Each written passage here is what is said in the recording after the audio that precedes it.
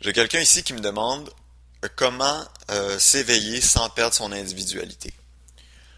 C'est c'est un peu bizarre comme question parce que c'est sûr que l'éveil comme tel, c'est l'éveil à l'unité, l'éveil de quelque chose de plus profond qui est pas limité justement par l'individualité.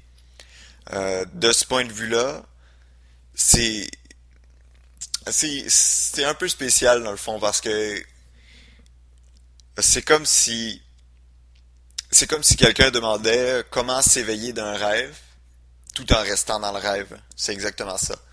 Euh, on perd pas notre individualité sur le sens, sur sur le plan de la surface, sur cette densité-là, des formes. Bon, vous pouvez pas dire que vous voyez pas un individu en train de vous parler en ce moment. Ok, bon.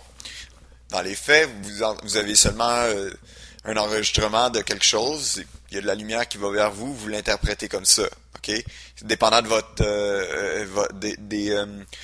de vos conceptions, des impressions que vous avez de ce que vous voyez, de la façon que vous me catégorisez, ben, vous allez me prêter une identité ou une réalité différente de toutes les autres. Puis de la même façon, moi, ça va faire la même chose si je regarde par le flow du mental. Ok? Donc, on peut pas sur la surface, on perd pas notre individualité, mais c'est à la base que tout ça se produit. Puis c'est un bien pour un mal, mais à quelque part c'est identique comme depuis toujours avoir vu la pointe du iceberg, vouloir voir le reste du iceberg, puis ensuite désirer voir le iceberg au complet, tout en voyant seulement la pointe. Alors, c'est sûr qu'il y a une apparence d'individualité, puis ça, on la perd pas malgré tout, on a la personnalité, puis ces choses-là, mais ça, c'est des éléments qui sont, euh,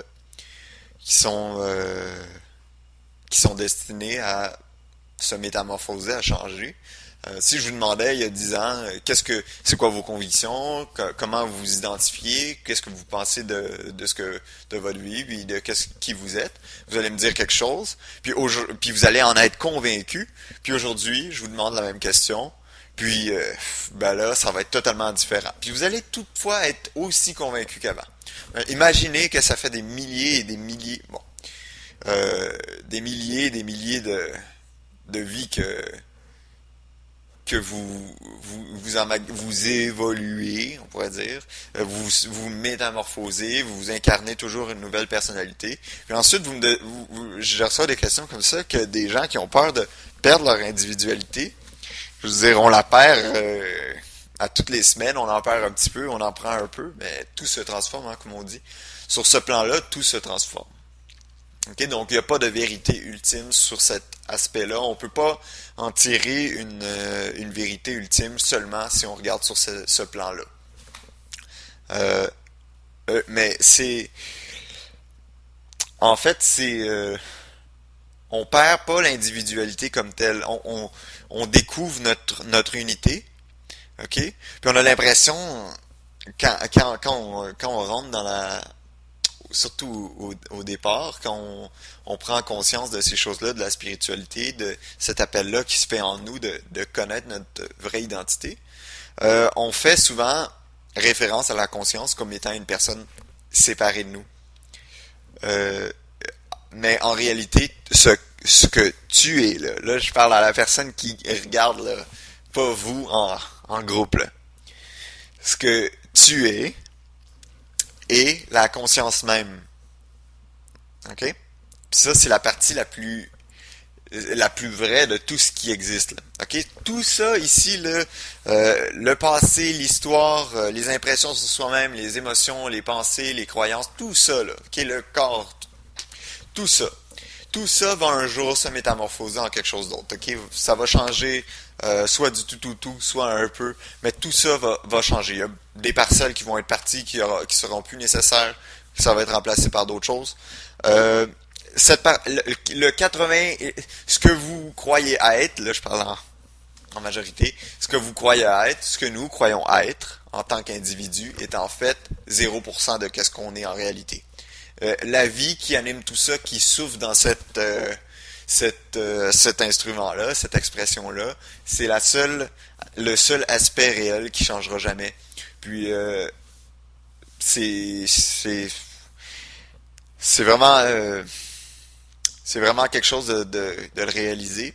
Puis ça donne un choc un peu, mais ce à quoi on tient le plus, ce qui nous fait résister à la vie, c'est en fait des parties qui sont déjà vouées à être détruites dans le temps, là, à être remplacées par quelque chose d'autre.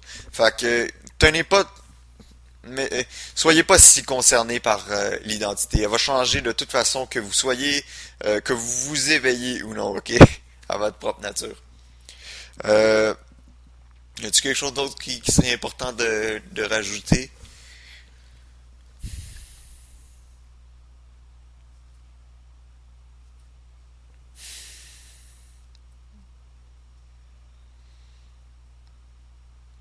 Bon, je pense qu'on a fait le tour.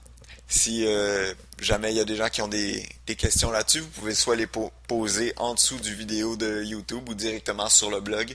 Ça va me faire plaisir de vous répondre. Je vais essayer d'inclure de plus en plus de vidéos comme ça. Je sais que les gens aiment beaucoup ça. Alors, encore une fois, je vous souhaite une très bonne journée.